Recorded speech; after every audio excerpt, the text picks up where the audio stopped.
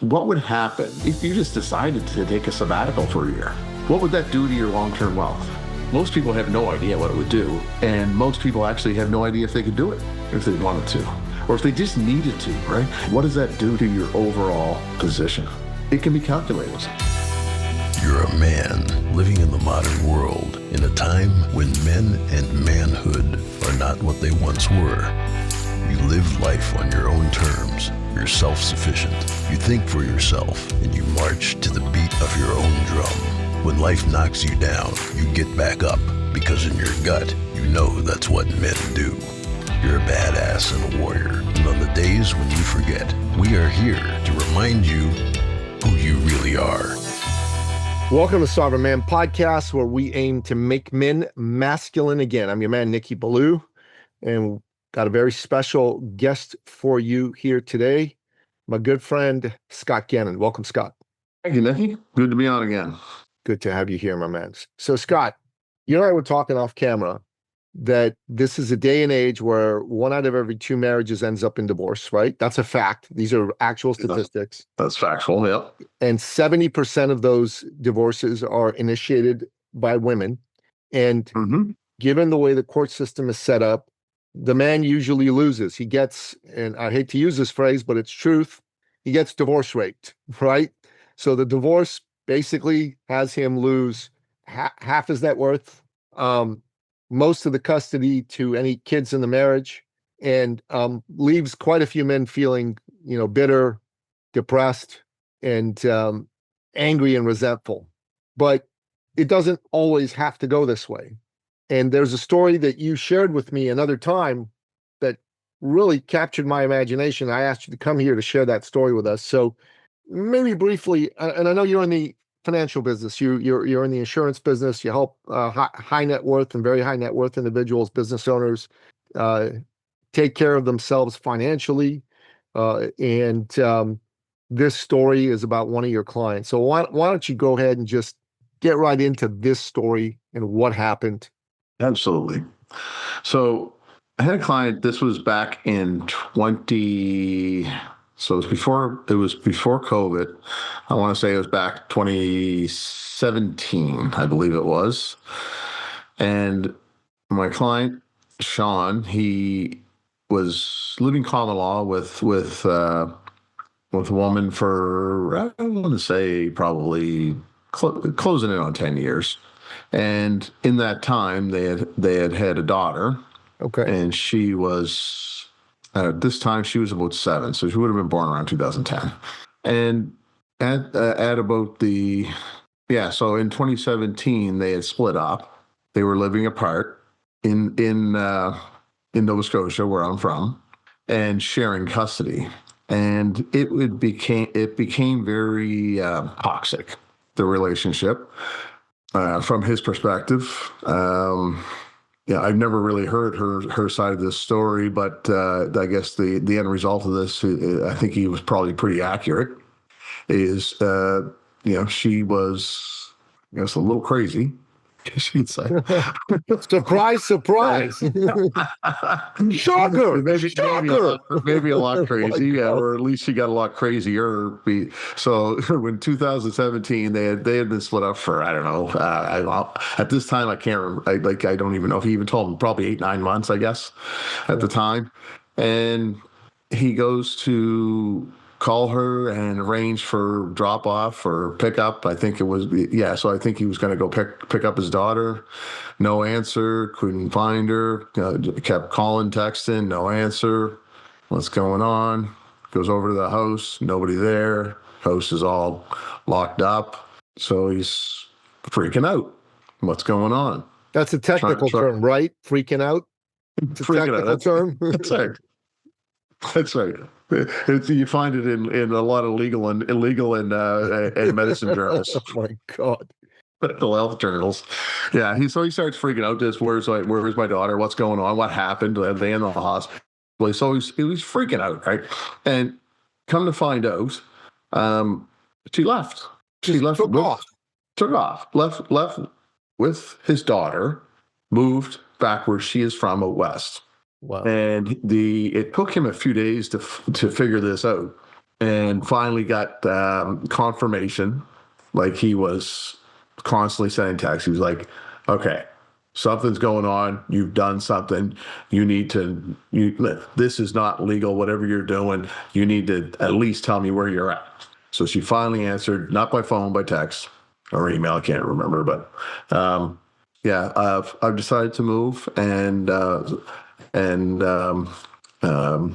I've taken.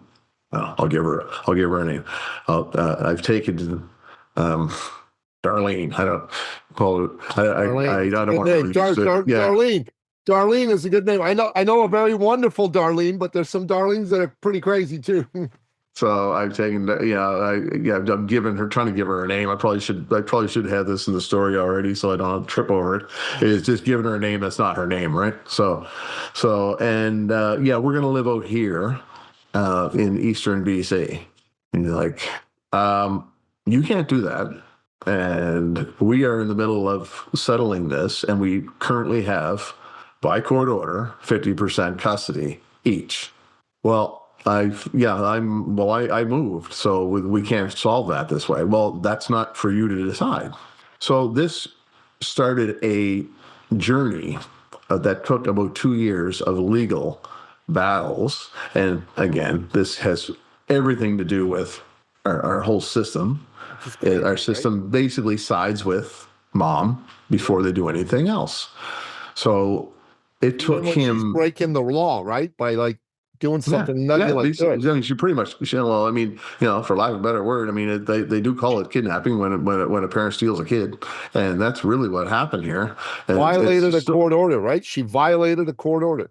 Yep, exactly. And it took him 2 years and a continuously rolling legal bill to finally get her back.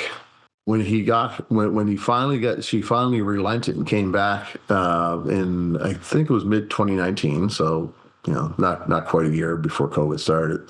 And not that COVID has anything to do with this, but during that time, by the way, yes. So he now has, his daughter's back, and he legally has full custody. And that's why I say, I've only heard one side of the story, but I think it's probably pretty accurate.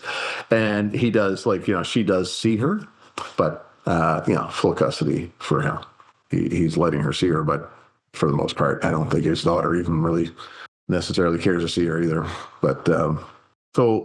But the other story behind this is, how did he do this? He basically almost had to shut down his life because this consumed his life. Yeah, he was working, but he has the ability to earn, at other times but he didn't, he was so consumed by this, he actually missed a lot of work. So what was going on? Well, he was running up these legal bills, and what I do, going back what you just introduced there, is I am a specialist on the life insurance side of things in the financial business. Yeah. And what I do is I help wealthy incorporated businesses or business owners create a cash reserve inside of insurance policy. So we just basically take advantage of the tax system here. We max out what can be held tax free. So he had been doing that. He was one of my early adopters, if you will, when I first discovered this myself and started pumping money into this thing. And thankfully he did, because of the fact that he wasn't working regularly, or he was so consumed by his obvious near-term needs, being that trying to get his daughter back, that so he was using the mechanism that is available to you by in these insurance policies, is that you have a contractual ability to basically order money against the policy. So you borrow it against the policy. So the policy stays intact, and the money keeps growing there, but you borrow against it, and the insurance company lends you money. But that's by contract. You can get up to 90% of the equity in it at any point in time. No payments required, and no due date.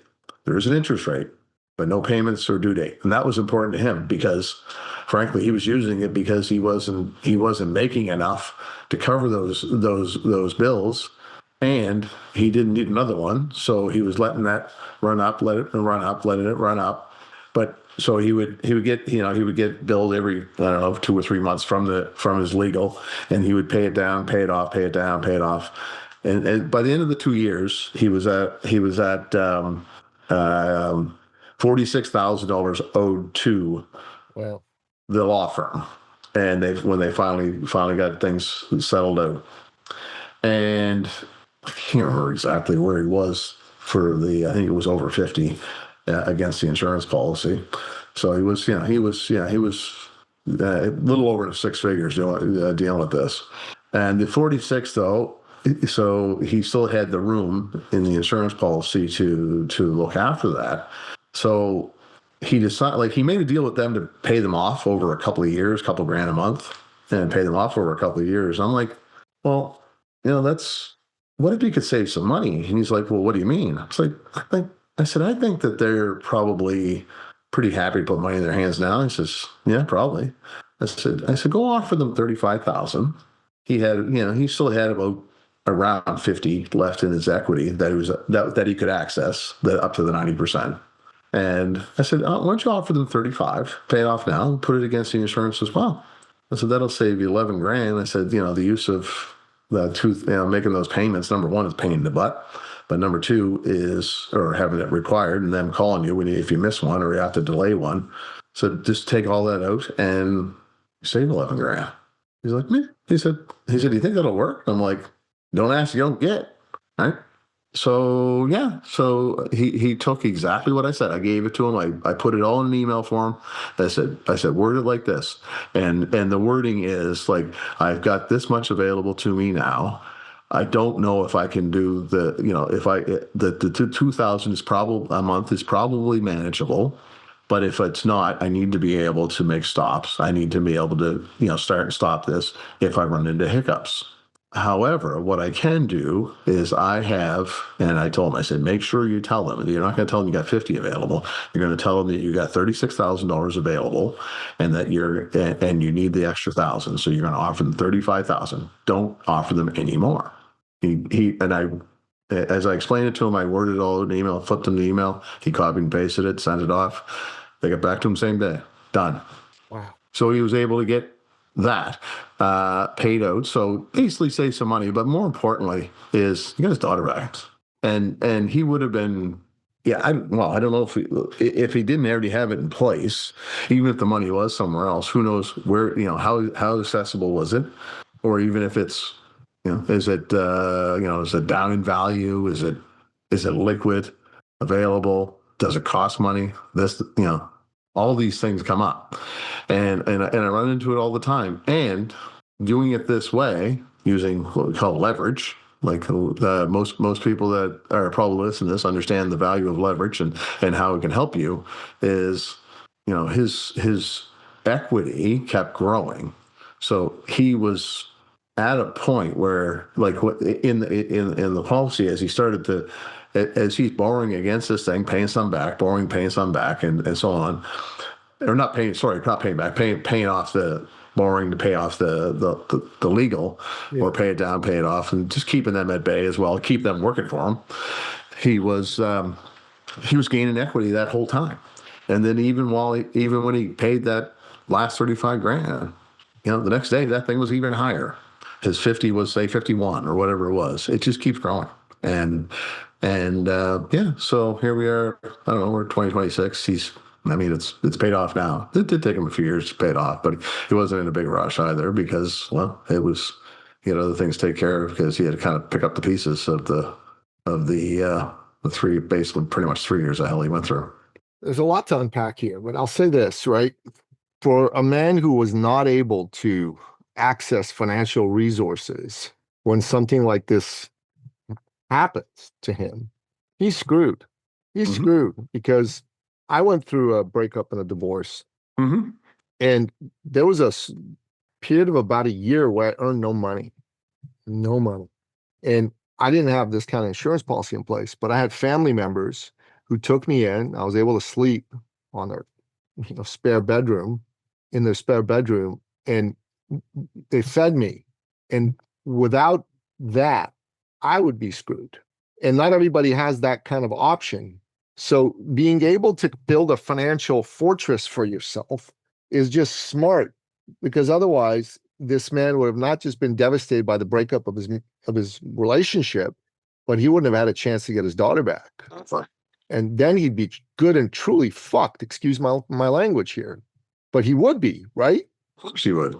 And the most important thing is he got his daughter back. I don't know if you remember, there was years ago, there was a book written that was turned into a TV movie of the week. It was called Not Without My Daughter. Did you ever remember that? So it's called Not Without My Daughter. No. Yeah. So anyways, it was in the 80s. It was a while ago. But, in this case... man, I'm way too young for that. Yeah, absolutely, right? But it was... 80s. Yeah, so... But in that case, it was a man who took his daughter away from this woman and took her back to Iran, my country. And she was an American. And, she went back and got her daughter. Not without my daughter. I'm not going to beg her back. But in this case, this is the Not Without My Daughter, the men's edition, where a woman took a man's daughter away from him. And as a result, threw his whole life into turmoil and turned it upside down. So he lost a good 2 years of earning capacity, but he was involved in what we call an honorable battle. And that honorable battle was for custody of his daughter. And it must feel really good that you helped a man do that, right? Yeah, no, it's no. I mean, yeah, that kind of feeling isn't measurable. It really isn't. Like, and I've had lots of instances of delivering death claims. I mean, like what I do, people don't understand. A lot of people, shun my industry or just can't function in it or don't understand because of the insurance in general has a negative slant on it, but it's literally, if you design it like, permanent life insurance is the only insurance that's guaranteed to pay out. So I've done 31 death claims and since I've been in business as well. So delivering those are a rewarding experience as well. But yeah, just being able to kind of do whatever it takes for people when it happens. When shit hits the fan, like if they can call me and I can help, yeah, there's no better feeling, really. Yeah, I think there's a lot of men listening to this who ought to be thinking to themselves, not like my marriage is going to break up. Oh my God, this is going to happen, and I should go buy life insurance, or I should go build a financial fortress. Now that's a crazy way to think. But as a man, you need to take counsel of your intellect, not your emotions, right? Yeah. And in this day and age, too many men take counsel of their emotions and not their intellect. And if you take counsel of your intellect, then you need to plan. You need to have a financial plan. You need to be thinking about how you're growing your net worth. And you need to be thinking about, well, what would happen if I didn't work for a year? And like, I've thought about that, and I've got some assets I can liquidate, and I think I'd be fine for up to 2 years, just like your friend. But boy, it would not be what I would want to do, Yeah. And it would be way better if I didn't have to do that. And I think any man listening to this right now who's going through some ups and downs in his marriage, in his relationship, ought to sit up and take notice. What if it does go down the road of divorce? What if your ex ends up being batshit crazy? And what if she decides to ignore some court orders that give you access to your kids? What would you do? How would you handle this? Do you have a financial reserve? I mean, these are good questions to ask yourself, don't you think, Scott? Absolutely. The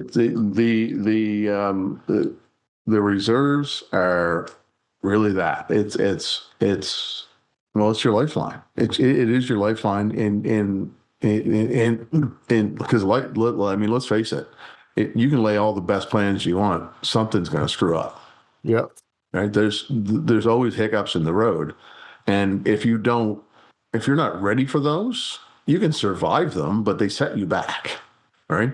I've had this conversation so many times with people. If you look at life, or if you look at your, like, I don't know how I'm going to draw this on the screen that's going to come out the right direction, but if you're building, eventually, at certain times along the way, that you're going to hit that. Wow. Okay. And then it might be that could be as easy as a stock market correction, but really it's something that's likely, what we're talking about here is life happens. You can't, like, like one of the questions, it's funny you mentioned about being not working for a year, because that's one of the questions I asked a lot of people. I said, what would happen to your financial position if you just decided to take a sabbatical for a year? Like, what would that do to your long-term wealth? Most people have no idea what it would do. And most people actually have no idea if they could do it. If they could truly take and have the liquidity available to take a year off, if they wanted to, or if they just needed to, right? If you just need to just do that kind of deep thinking, even if it's 3 months or 6 months, well, what does that do to your overall position? It can be calculated. I do it all the time. If you have the right system, strategy in place, it won't affect you at all. And that's kind of basically where I come in. Well, the truth is, Scott, for most people, they can't do that. They can't even take a month off. Absolutely. Never mind a year. And the reason I wanted you to come and tell this story is as a father who went through a divorce with a custody battle, children involved, this story hit home for me. And I believe it hits home for many fathers that are going through exactly this. Yeah, it was it was kind of a crazy time for him. So he's thankful. He's thankful that he's come to the other side of it. Amen, brother. Amen. Scott, man, God bless you for the work that you do. Thank you. And thank you so much for sharing the story with me and with people listening to this podcast. Pleasure. Yeah. God bless you, man. Thanks again. And keep doing what you do. Keep doing what you do. It's really important work, and keep helping out the people you help out, but in particular, keep helping out men who are fathers who are dealing with life, because they have no idea that if they go through a relationship and family breakup, they're about to be hit by a freight train. And nobody wants to think about that. And I understand that, because I sure as heck didn't think about it before it happened to me. But everybody ought to think about how to take steps to protect yourself and protect themselves. Yeah. Good stuff, man. Catch you on the flip side, my brother. Thank you for listening to the Sovereign Man Podcast. If you're ready to take charge of your life and become the man you've always wanted to be, we invite you to join the movement at sovereignman.ca.